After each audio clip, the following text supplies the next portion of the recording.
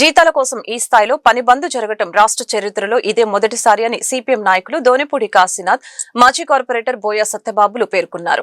మంగళవారం సాయంత్రానికి అకౌంట్లలో డబ్బులు పడకపోతే రేపటి నుంచి సమ్మెను ఏ విధంగా కొనసాగించాలని దానిపై కీలక నిర్ణయం తీసుకుంటామని ప్రభుత్వాన్ని హెచ్చరించారు. వెంటనే జీతాలు చెల్లించాలంటూ మున్సిపల్ కార్మికులు ధర్నా చౌక్లో మంగళవారం ధర్నా కార్యక్రమాన్ని నిర్వహించారు. ఈ కార్యక్రమంలో సిపిఎం నాయకులు సిహెచ్ బాబురావు, దోనిపూడి కాశీనాథ్, మాజీ కార్పొరేటర్ బోయ సత్యబాబు తదితరులు పాల్గొని మాట్లాడారు. సుమారు 60,000 మంది మున్సిపల్ కార్మికులు మంగళవారం విధుల్ని బహిష్కరించి సమ్మెకు దిగారని అన్నారు. జీతాల కోసం ఈ స్థాయిలో పనిబంద్ జరగడం రాష్ట్ర చరిత్రలో ఇదే మొదటిసారి అని తెలియజేశారు. అలాగే విజయవాడ నగరంలో పారిశుద్ధ్యం, డ్రైనేజీ, నీటి సరఫరా, వెహికల్ డిపో వంటి విభాగాలు పూర్తిగా స్తంభించిపోయాయని, నేటి సాయంత్రానికి అకౌంట్లలో జీతాలు పడకపోతే రేపటి నుంచి సమ్మెను తీవ్రతరం చేస్తామని హెచ్చరించారు. వేల మంది మున్సిపల్ కార్మికులు రోడ్డెక్కారు. కారణం ఈరోజు జీతాలు ఇవ్వాలి అని చెప్పి, అంటే 21వ తారీఖు వచ్చింది, ఇంతవరకు జీతాలు ఇవ్వకుండా కాలయాపన చేసేటువంటి దానికి ప్రభుత్వం ప్రయత్నం చేస్తుంది అని అంటే ఆకలితో అలమటించేటువంటి పరిస్థితి మున్సిపల్ కార్మికులకి తీసుకొచ్చేటట్టయితే రాబోయే కాలంలో పరిణామాలు తీవ్రంగా ఉంటాయని చెప్పి హెచ్చరించడానికే ఈరోజు పని బంద్. రాష్ట్రంలో మొత్తం కార్మికులందరూ కూడా వీధుల్లోకి వచ్చారు.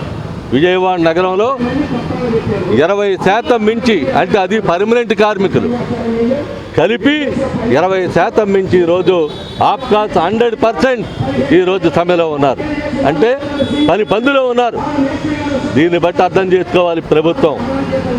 అద్దెలు ఎలా కట్టాలి, కరెంటు బిల్లు ఎలా కట్టాలి, పిల్లల ఫీజులు ఎలా కట్టాలి, పరీక్ష ఫీజులు ఎలా కట్టాలి, ఇంట్లో ఏ విధంగా కూడు తినాలి అని చెప్పనేటువంటిది 3 పూట్ల కనీసం 2 పూట్లైనా పిల్లలకి అన్నం పెట్టుకోగలిగినటువంటి పరిస్థితి లేదు అని చెప్పనేటువంటిది అలమటించేటువంటి పరిస్థితుల్లో ఈరోజు రోడ్డు ఎక్కాల్సినటువంటి పరిస్థితి వచ్చింది. అందుకనే ఈరోజు పని బంద్ జరిగింది.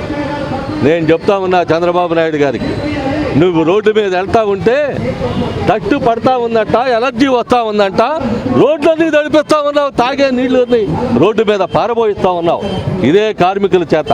కానీ కార్మికుడికి తాగేదానికి మాత్రం నీటి చుక్క దొరకడంలా ఇదే చంద్రబాబు నాయుడు నీ పాలన తీరు.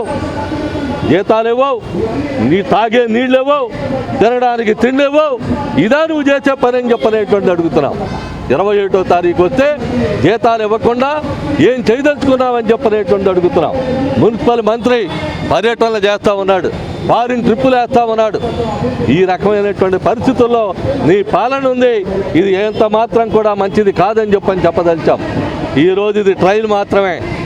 సాయంత్రం లోపు రాష్ట్రంలో ఉన్న మున్సిపాలిటీల్లో, కార్పొరేషన్స్లో శాలరీలు అకౌంట్లో పడినయా లేదా చూస్తాం.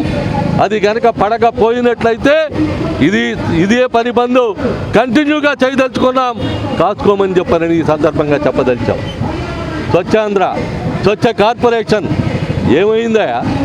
ఈ కార్మికుల వల్లే కదా నీకు అవార్డులు వస్తూ ఉన్నాయి, ఈ కార్మికుల వల్లే కదా